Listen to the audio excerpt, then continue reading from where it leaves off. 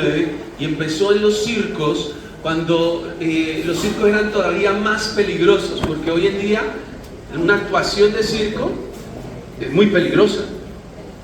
El Circo del Sol, por ejemplo. ¿Y el Circo del Sol qué es? Es un circo con el peligro de antes, pero sin animales. Ya no hay animales, ¿sí? ¿Y por qué? Porque los hermanos Gasca, que decían, ¿se acuerdan de los hermanos Gasca, el circo? Que decían, y después no digan que no le avisamos. Eso. Los hermanos Gasca son el ejemplo más vivido de la transición entre un circo con animales y luego un circo sin nada de animales. Pero en el siglo XIX se utilizaban animales, el riesgo era mayor, no había EPS, ARL, no había redes de seguridad, no había arnés, no había nada. El que se caía, se mataba. Y punto. Y por lo tanto, en pleno circo, cuando algo salía mal, el maestro de ceremonia tenía que salir y decir, bueno, qué fuerte lo que pasó, está bien, se desnucó, se descuarachó, lo que sea, pero el show debe continuar. Y entonces sacaban ahí arrastrado al que estaba descualetado y lo atendían por allá, pero el show tenía que continuar. Y la gente bravo y seguía. Eso en el siglo XIX, insisto, por el riesgo.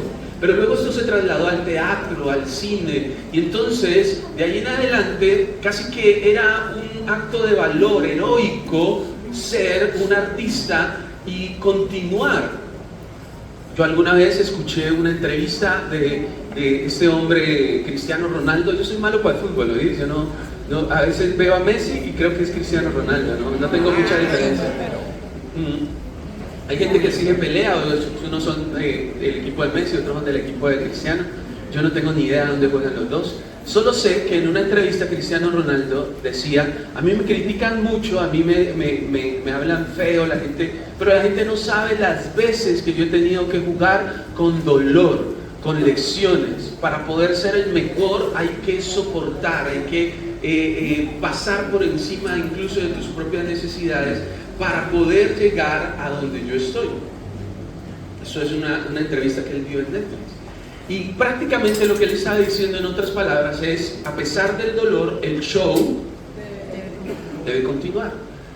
Y he visto incluso artistas que están pasando momentos difíciles por dentro, pérdidas, personas que han perdido un familiar, están en duelo y aún así les toca actuar como si estuvieran felices, como si no pasara nada, porque en el fondo su trabajo es actuar y representa un esfuerzo para demostrar algo que no sienten o sacar de donde no tienen fuerzas para hacer algo, porque finalmente el show debe continuar. Lo extraño de esto es que hay muchas personas, escúcheme, que han pasado esto al mundo espiritual y que a pesar de que están viviendo malos ratos, a pesar de que están viviendo momentos tristes, momentos difíciles en su vida, sin embargo se muestran como si todo estuviera bien porque el show debe continuar. Y resulta que el show debe continuar no es una frase que está en la palabra de Dios. ¿Aló? La palabra de Dios no dice que el show debe continuar. La palabra de Dios nos habla de algunos elementos, escúcheme, que nos permiten a nosotros reconocer nuestra necesidad, incluso nuestra necesidad de Dios, incluso nuestra necesidad de un abrazo, de si estamos sintiendo vulnerabilidad, mostrarnos vulnerables, de si estamos necesitando una ayuda, una palabra de aliento, que alguien nos estreche la mano y nos anime, que lo podamos hacer.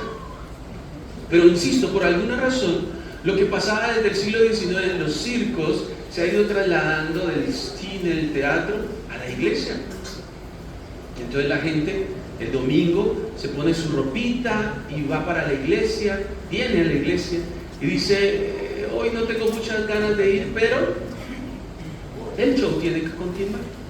Hoy no tengo muchas ganas de tocar, cantar, hoy no siento como esa gana de orar, de adorar a Dios, pero el show tiene que continuar. Pero tengo que mostrarle a mis hijos que hay que ser fiel, pero tengo que mostrarle a mi esposo que soy capaz, a mi esposa que yo sí puedo, y el show tiene que continuar. continuar. Y me encuentro todo el tiempo personas, hombres, mujeres, personas que están viviendo, por ejemplo, momentos de depresión, pero no lo demuestran. Momentos de profunda oscuridad en su corazón, pensamientos que vienen a su mente, crisis en su hogar, pero no lo demuestran porque el show tiene que continuar.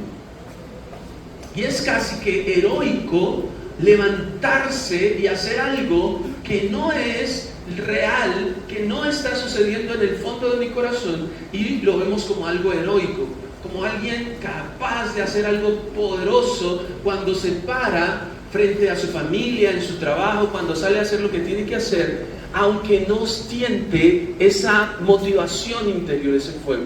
Y pensamos que es casi como un héroe.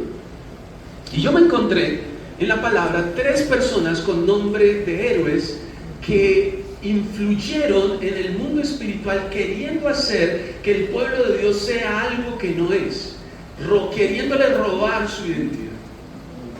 Y yo quiero decirle algo: tu identidad está en Cristo Jesús.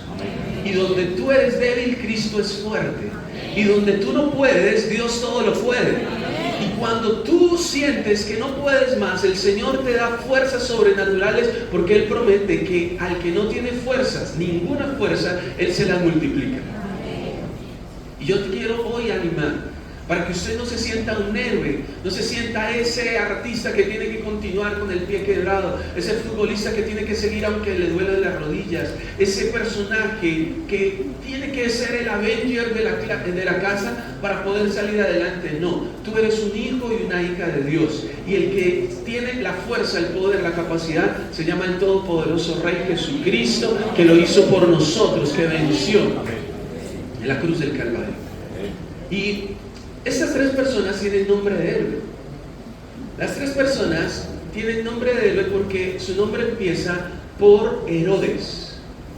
Herodes, hay 2 Herodes en la Biblia, y una mujer llamada Herodías. ¿Me siguen? La palabra Herodes viene de héroe, que es un hombre, un nombre mezclado entre griego y latín, para poder representar a alguien muy fuerte. Pero no era fuerte, ninguno de ellos era fuerte, solo que se quería mostrar fuerte. Yo quiero hoy hablarle de estos 3 personajes que representan, en el mundo espiritual, representan ataques del enemigo contra la iglesia, que hoy van a ser vencidos en el nombre de Jesús, para que usted y yo seamos, con la identidad del Señor, seamos la imagen y la semejanza de Dios, y no que digamos el show tiene que continuar. No, en el nombre de Jesús el show tiene que acabar, y ya no más show. Vamos con lo real, con la vida plena en Dios. Vamos con lo que no se muestra en la tarima, sino lo que se vive en lo personal, en lo íntimo. ¿Alguien me está entendiendo? Porque si algo está pasando, familia, es que estamos viviendo de pantalla en pantalla, de imagen en imagen, de superficie en superficie. Hay gente que sigue líderes, pastores, maestros, y usted dirá: qué bueno que enseñan, pero no sabe usted cómo viven esas personas. Y por eso seguirá siendo importante que la iglesia del Señor sea presencial, que nos conozcamos, que nos abracemos, que sepamos cómo somos aún por fuera del ámbito de la iglesia, porque es por fuera de la iglesia que reaccionamos como verdaderamente somos. ¿Aló? ¿Alguien está entendiendo esto de parte de Dios? Es decir, la iglesia no es un show, la iglesia no es algo para mostrar, no es un programa, no es una representación. La iglesia está viva, y cuando trabajamos juntos, cuando servimos juntos, cuando nos reunimos juntos, no es para una presentación que hay que aplaudir, sino para una vida que hay que tomar y caminar de la mano del Señor Jesucristo. ¿Estamos de acuerdo? ¿Cuántos quieren aprender algo de parte del Señor? Vaya conmigo por favor a Éxodo, capítulo 1, versículo 22. Dice la palabra de Dios: entonces el faraón dio esta orden a su pueblo: lancen al río Nilo a todos los niños hebreos que nazcan, pero las niñas déjenlas vivir. Tremendo ese pasaje, ¿no? ¿Se acuerdan de esta parte donde el faraón junto con un grupo de líderes de ahí de Egipto, están allí al lado de sus gatos, acariciando gatos, porque sí que a los egipcios les gustaban los gatos, ¿no? Oiga, les daba alergia a los gatos, pero aún así les gustaban.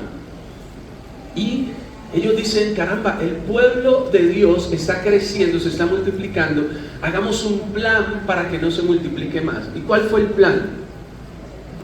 ¿Cuál fue el plan? Maten a los varones. Y esto es un plan espiritual que viene desde Egipto hasta el sol de hoy, queriendo destruir la masculinidad, queriendo destruir la hombría, porque de esa forma debilitan la sociedad, debilitan a esa comunidad. Y viene el faraón y le dice a las parteras que maten a los varoncitos. Pero las parteras, yo no voy a matar a nadie. Eso sí, muy sabias, ¿no? Decían, ve, nació antes de que yo llegara. Muy inteligentes, ¿no? Muy pilas, eran cerriteñas sí o sí, vallecaucanas, bayunas. Ellas llegaban y le decían al faraón, ay, ¿por qué nacieron tantos hombres? Ay, es que esas mujeres hebreas son muy fuertes, eso apenas uno llega, eso, ya el niño ha salido. Eso es raro. Y hermano, en realidad lo que sucedía era que ellas no iban a obedecer al faraón porque evidentemente era una orden en contra de la voluntad de Dios. Y para esa época, este texto dice entonces que el faraón dice, bueno, si ya nacieron, entonces tírenlos. ¿A dónde? ¿A cuál río? Al río Nilo. Y por eso el río Nilo es el primero en presenciar la primer plaga en contra de Egipto. ¿Se acuerdan? ¿Cuál fue? La plaga de sangre, porque el río Nilo era considerado un dios en Egipto. Y por lo tanto, cada plaga está diseñada para ir en contra de cada uno de los dioses de Egipto. Cada uno de esos 10 dioses es atacado por 10 plagas y cada uno es derrotado en su propia tierra.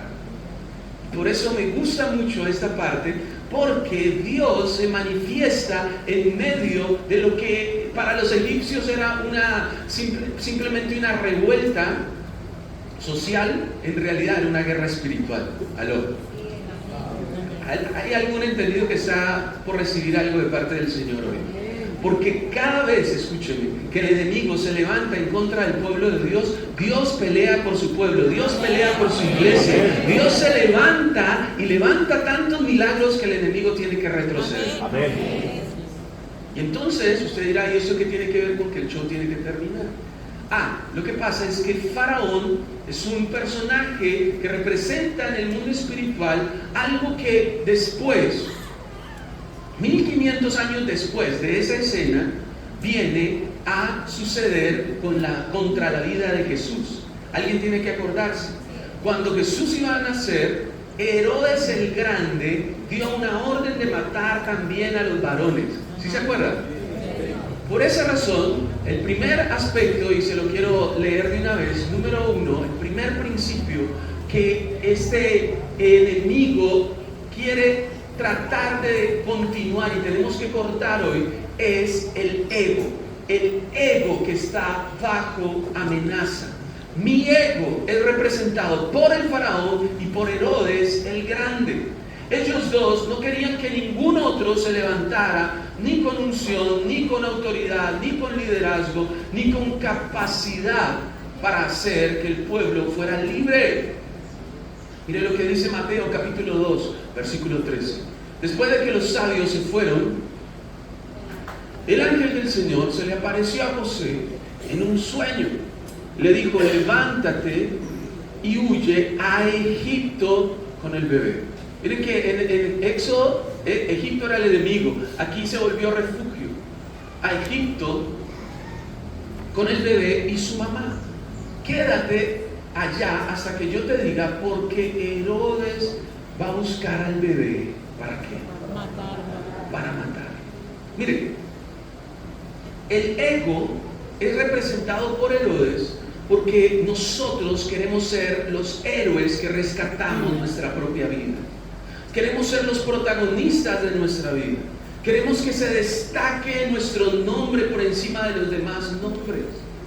Cuando una persona es aplaudida porque está cumpliendo años y a alguien en el mes de abril no lo aplaudieron y ay, se pasó mi cumpleaños y nadie me aplaudió.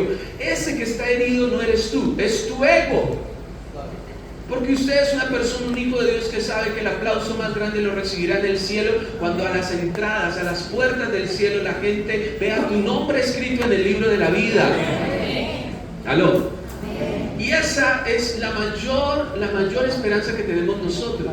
Pero el ego se siente con cualquier cosa. Y Herodes el Grande, ustedes conocen también la historia, escuchó que unos sabios iban a adorar al Mesías que estaba por nacer. Y él escuchó y les dijo una mentirota. Les dijo, oh, ¿cómo así que ustedes van a ir a adorar al nuevo rey?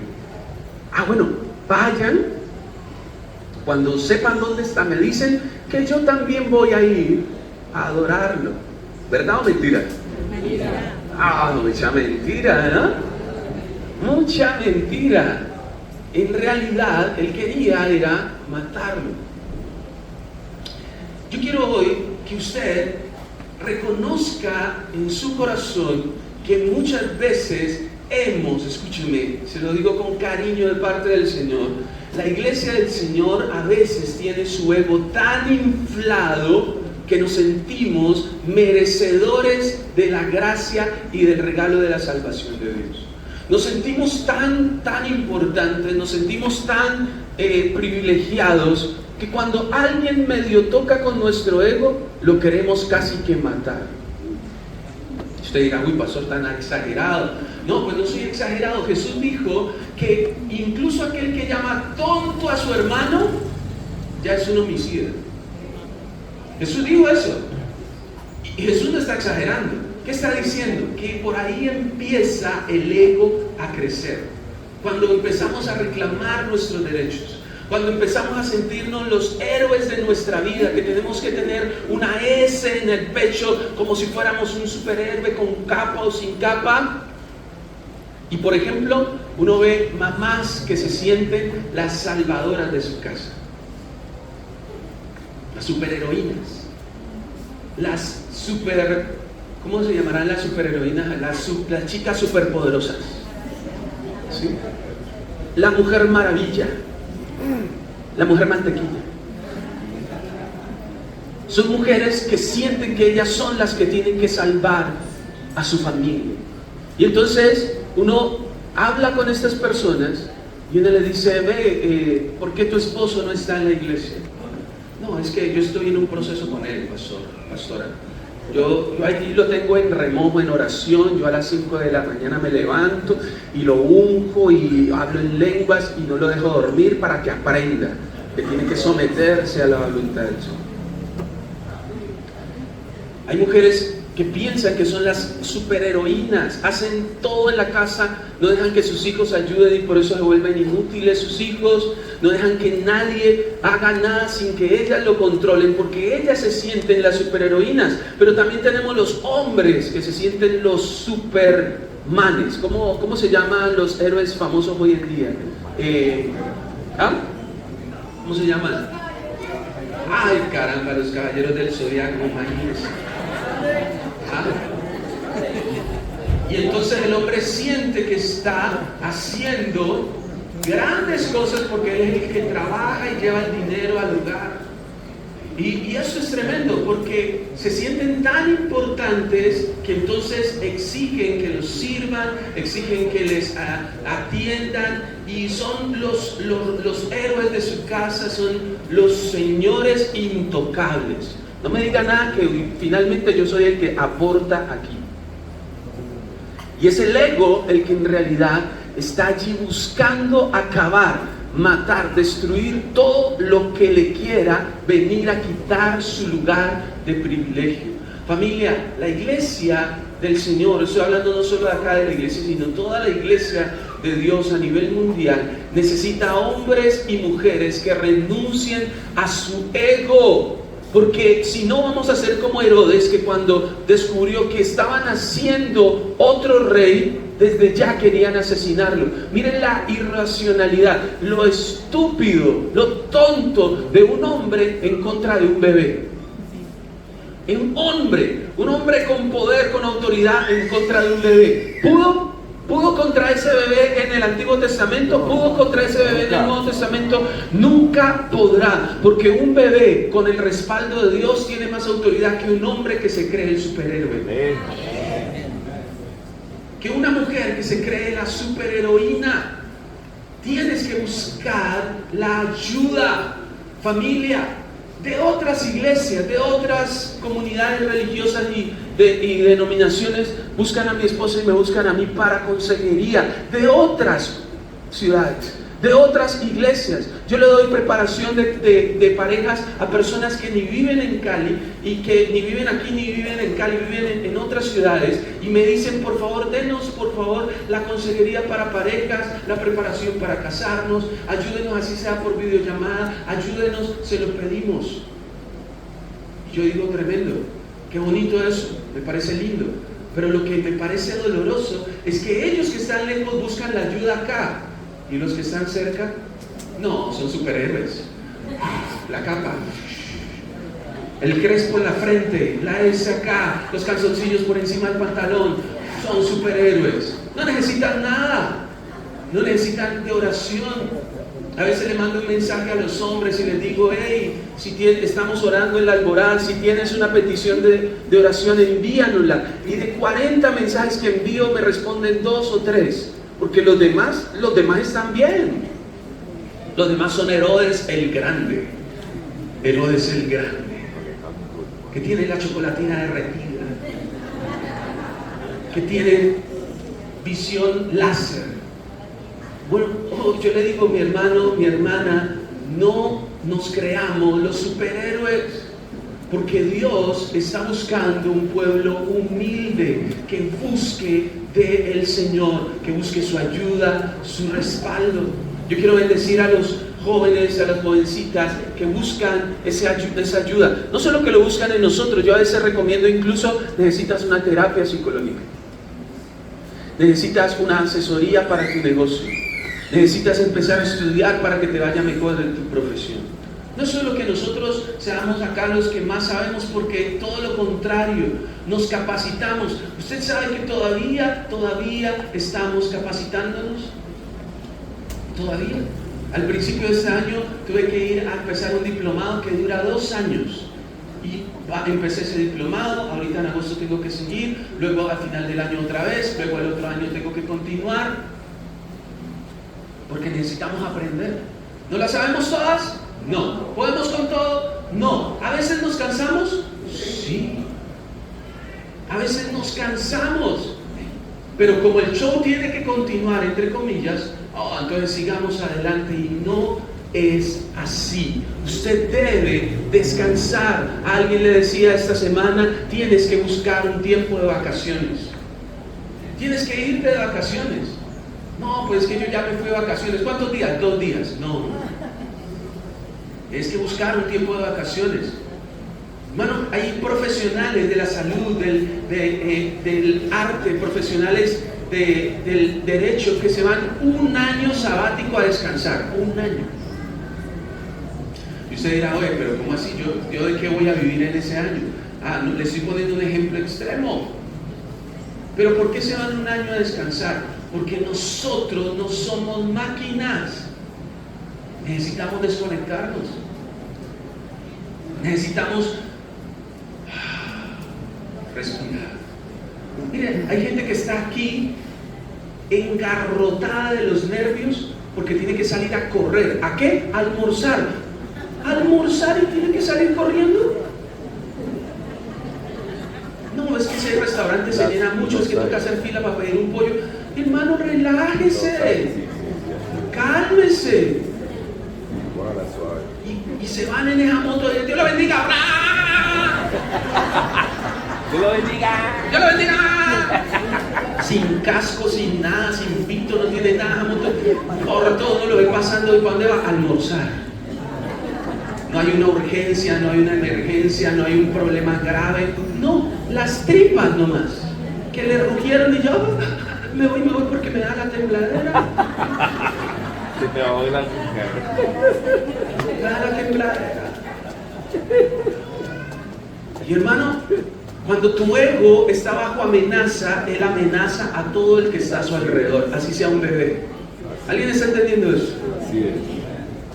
Cuando tu ego está bajo amenaza, te cortas como Herodes, como el faraón, como Herodes el grande, ay, hermano, nos creemos tanto, nos creemos los dueños hasta de la iglesia. Hay gente que se cree dueña de la iglesia. La iglesia es de todos, pero ninguno de nosotros es dueño de la iglesia. Ni siquiera los pastores. Ni siquiera el que tiene las llaves para abrir la iglesia es dueño. Nada. Ustedes tienen las llaves. No, nadie es el dueño, pero todos son dueños. ¿Alguien me entiende? Esto es de todos. ¿La iglesia es de todos, sí o no? ¿Ustedes sienten parte de la iglesia, sí o no? Pero no significa que yo me pueda parar en la entrada a mirar a ver quién entra y mira, como va peinado, muy mal. Ay, mírala ella, vea, con esas sandalias y viniendo al culto así. No, eso no es de nosotros. No, que hay una actividad, entonces la tengo que hacer yo, porque si no la hago yo no sale bien. No, olvídate. Nosotros tenemos que doblegar nuestro ego, doblegarlo, rendirlo, porque ¿sabe qué terminó haciendo el faraón y qué terminó haciendo Herodes? Por querer matar a un rey, mató una cantidad de inocentes. Y esa sangre que ellos derramaron fue lo que Dios les cobró después, quitándoles del trono, quitándoles la corona. Ni el faraón sobrevivió, ni tampoco sobrevivió Herodes el Grande. ¿Por qué? Porque escuchen, cuando nuestro ego deja de defenderse, Dios pelea por nosotros. Amén. Cuando nosotros dejamos de ser los superhéroes, viene el Señor Todopoderoso vestido de gloria y de majestad, como canta Arturo Giraldo, vestido de ternura, y viene y, ay, a propósito, no hemos traído a Arturo Giraldo, ¿no? ¿Alguien le gusta Arturo Giraldo? Levante la mano. Muy poquitas manos levantadas, mejor no. Entonces,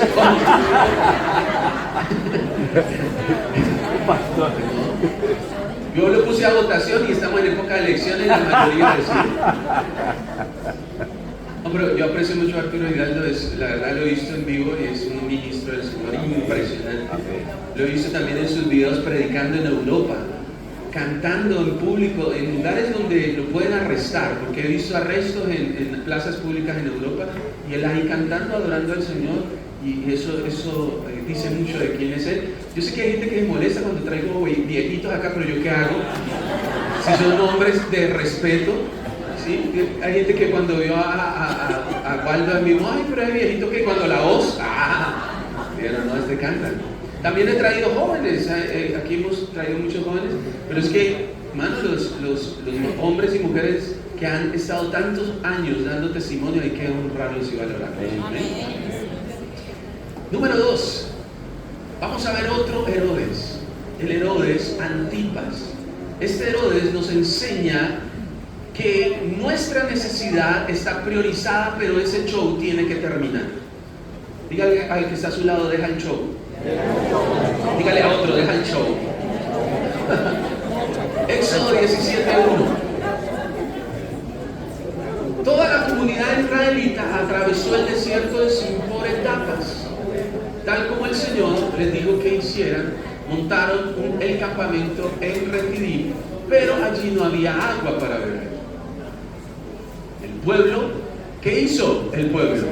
Le reclamó a Moisés, dijeron, danos agua para beber. Moisés les dijo, ¿por qué se están quejando conmigo? ¿Por qué ponen a prueba al Señor? Pero el pueblo tenía mucha sed y quería tomar agua, por eso siguieron quejándose en contra de Moisés. Le preguntaron, ¿por qué nos sacaste de Egipto para matarnos de sed a nosotros y a nuestros hijos y al ganado? Entonces Moisés rogó al Señor y le dijo, ¿qué voy a hacer con este pueblo? Un poco más y me matan a pedradas. Dejémoslas ahí. Número 2, ¿cómo se llama? Mi necesidad está priorizada. ¿Cuál era la necesidad del pueblo en ese momento? Agua. Es obvio, todos necesitamos agua. Pero ellos utilizaron esta necesidad para anteponerla al propósito de Dios, diciendo: ustedes nos sacaron al desierto para matarnos. ¿Listo? Ahora leamos Lucas. Cuando Herodes vio a Jesús, se puso muy contento. Vea, este es otro Herodes, Herodes Antipas. Había escuchado mucho de él y quería conocerlo desde hacía mucho tiempo. Esperaba verlo, ¿qué? Hacer algún milagro. O sea, como si fuera un show personal para él. Herodes le hizo muchas preguntas, pero Jesús no respondió ninguna. Los jefes de los sacerdotes y los maestros de la ley que estaban allí gritando acusaciones en contra de él, Herodes y sus soldados lo trataban con desprecio. Burlándose de él, lo hicieron con ropa como la de los reyes y se lo enviaron a este rey que era Piloto, Poncio Piloto. A Poncio Pilato. Muy bien. ¿Qué estaba esperando Herodes de Jesús? Díganme ustedes, Herodes Antipas. ¿Qué esperaba él? Estaba contento de verlo a Jesús. ¡Uy, Jesús, qué bueno viniste ante mí! Haga por un milagro. Haga algo pues. Con ustedes, Jesús de Nazaret. Hágale pues. Y nada, no dijo nada, no hizo nada, no contestó preguntas, no salió con nada. ¡Qué decepción! Bájenlo, bájenlo. O como hacían en un programa de televisión: ¡fuera! ¡Fuera! Y lo abuchaban. Malo, no tiene talento, no tienes el factor. Jesús no hizo absolutamente nada delante de Herodes, porque Herodes representa, el segundo Herodes, Antipas, representa mis necesidades priorizadas. El importante soy yo. ¿Para qué vengo a la iglesia? Si no hablan de algo que me interese a mí, que me ayude a mí, esa iglesia no sirve para nada. Que hablen del reino de Dios y todo eso, ¿para qué? Y que pida la paz para Colombia. Sí, Colombia es muy grande, pero yo soy el que necesito algo hoy. Yo soy el que necesito pagar el arrendo, comprar la comida, que me ayudes con esta pareja que me tiene loco. Yo soy el que necesito una palabra de Dios. Yo necesito que Dios haga algo en mí hoy, a mi favor hoy, porque yo soy el que tengo sed. No es que me muero de sed o me trajo a esta iglesia para morirme de sed. Ay, no, es que aquí no le suplen a uno las necesidades. Ay, no, qué calor, más aire acondicionado, por favor, porque lo importante es cómo me siento yo, cómo estoy yo. Yo soy el importante. Algo pasa aquí, pero no importa. Que el Espíritu Santo así está haciendo algo, pero lo importante es que lo haga en mí. Que cuando yo abra los ojos, toda mi vida haya cambiado. Toda mi realidad, que cuando yo llego a la casa, ya el aseo esté hecho. ¡Wow! Gloria a Dios. Los frijoles blanditos, el pollo descongelado, bendito Dios. Eso era lo que yo necesitaba. Y la chequera full, la cuenta bancaria full. Eso era lo que yo necesitaba. Ojo, el segundo Herodes es un espíritu inmundo desde el Antiguo Testamento que solo se interesa en sus prioridades, en sus necesidades, en lo que para él o para ella es importante. ¿Sabía usted que mucha gente viene a las iglesias, no solo a esta, a buscar marido, a buscar pareja? Y que llegan a la alabanza cuando está sonando la música y no cierran los ojos, sino que escanean todo. Uy, mira, llegó un hermano nuevo, ¿será soltero? Uy, llegó una hermana nueva, ¿será soltera? Y está bien que usted, si necesite pareja, pues le ore al Señor. Pero cuando es tiempo de adorar a Dios, es tiempo de adorar. ¿Aló? No es tiempo de estar escaneando de que, ay, tan bonita que está, y tan lindo que se peinó, así sea calvo, pero se ve lindo. No. Porque tu prioridad en ese momento es otra. La palabra de Dios, por ejemplo, que es predicada en este lugar, dura 45 minutos, más o menos. Pero hay gente que en 45 minutos revisa el celular 10 veces, va y come empanada, la empanada le cae mal y va al baño, viene otra vez y toma agua porque se deshidrató de tanto tiempo en el baño, entonces se para, se vuelve y se sienta, cuando se despierta y dice, ay no, yo ya comí empanada, no, como que no, y vuelve y se come otra empanada. No puede ser que no le des prioridad a lo importante, sino solamente a nosotros. Hay una pandemia que se está viviendo hoy en día y es la pandemia a la dopamina. Una enfermedad grave que estamos viviendo todos. Es una adicción a la ¿qué? Dopamina. Dígalo conmigo, ¿cómo se llama? Dopamina. ¿Qué es la dopamina? Satisfacción instantánea. Todo lo que quiero lo tengo instantáneamente. ¿Para qué? Para que me genere un placer inmediato. Y lo que implica esperar, ¿esperar cuándo? No. A duras penas uno espera en un banco. Y eso que ahorita uno pide el turno virtual y solamente llega 15 minutos antes de que llegue el turno. Para uno no esperar todo el día. O en la EPS porque necesita un medicamento. Pero de resto usted espera. Usted, hermano, ya no tenemos paciencia, no tenemos cortesía, no tenemos protocolos, no nos interesa sino la satisfacción inmediata, y el exceso de dopamina produce en nosotros una neurosis. Eso lo han investigado los científicos, los psicólogos, los neurólogos, hermano. Produce en nosotros unas sensaciones, escúcheme, de completa dependencia y ansiedad, tal cual como si fuésemos drogadictos, tal cual, totalmente. Y todo lo queremos instantáneamente, rápidamente, porque si no, no soportamos. Me fascina que los jóvenes de hoy en día, uno les quita el celular 5 minutos y es como si uno les hubiera, mejor dicho, hecho algo horrible. Es como una afrenta. Me acuerdo, hermano, de los castigos de la época de nosotros, que eran muy exagerados, pero evidentemente eran muy buenos, muy efectivos. Me acuerdo mucho, alguna vez mi mamá me pilló jugando maquinitas. ¿A alguien lo cogieron jugando maquinitas alguna vez? Hermano, esa era adrenalina pura. Usted jugando maquinitas ahí con su palanca, ay, hermano, y echando monedas en esa cosa, jugando Street Fighter o lo que sea que jugara usted, hermano, y llegaba y lo pillaban, ay, hermano. Primero el calvazo, ¡pam! ¿Usted qué hace? Y luego el castigo, había que barrer toda una semana, había que buscar formas de pagar esas monedas que usted se gastó. Eso era una cosa terrible, y ahí donde usted lo hubiese otra vez en esa máquina, ya el castigo no era el mismo, ya mínimo le cortaban una mano a uno. Eso era una cosa horrible, y uno se imaginaba los castigos. Uno decía, no, hombre, mi mamá me haga todo lo que me dice que me va a hacer. Y en ese tiempo no era que el bienestar familiar ni nada de eso. No, ¿cuál bienestar familiar? Era, Señor, me encomiendo a ti, Señor, sálvame. Esos eran castigos, obviamente exagerando. Pero hoy en día usted no necesita ser violento, solamente le dice, páseme el celular. ¡Ay, hermano! Inmediatamente la persona siente, el niño, la jovencita, el jovencito sienten que se van a morir, literalmente. No saben qué hacer. Y uno le dice, haga cualquier cosa, cualquier cosa, empiezan a caminar así en círculos. ¿Qué hago? No saben qué hacer.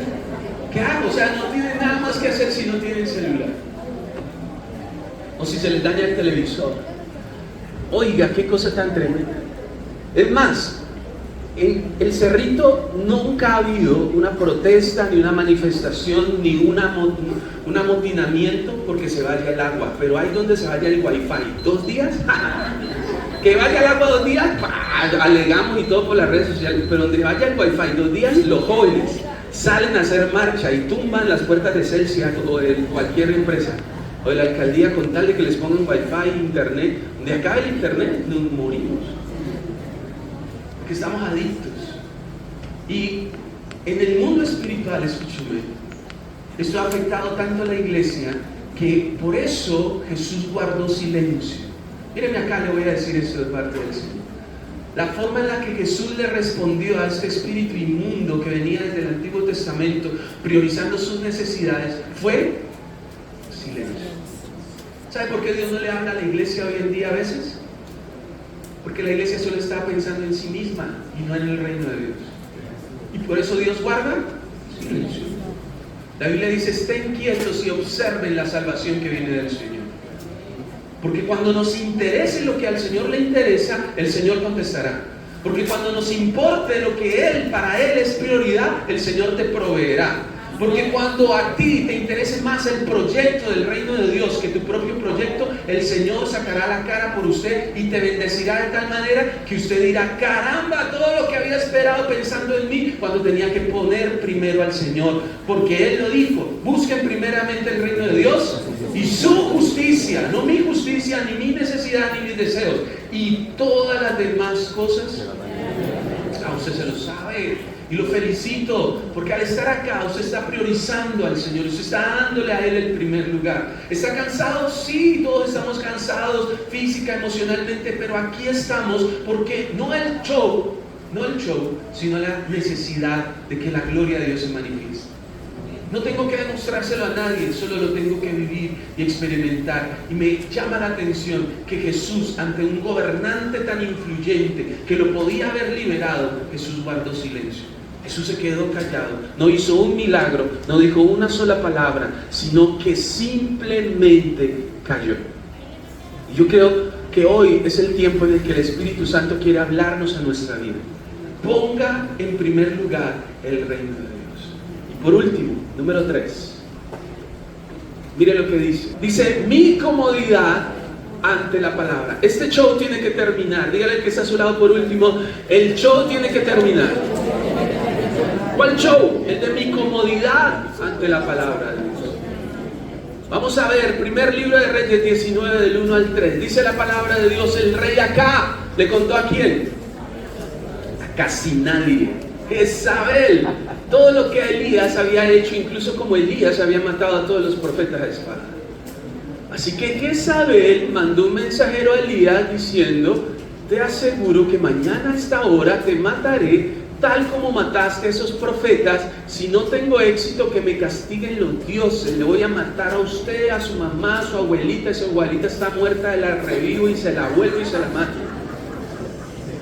Así era esa. Elías se asustó tanto al escuchar esto que escapó para salvar su vida, llevando consigo a su siervo. Se fueron a Berseba, que está en Judá, y Elías dejó allí a su siervo. Número 3. ¿Qué fue lo que este espíritu inmundo quiso hacer? Quiso amenazar la palabra profética a través de Elías que Dios había levantado. Jezabel.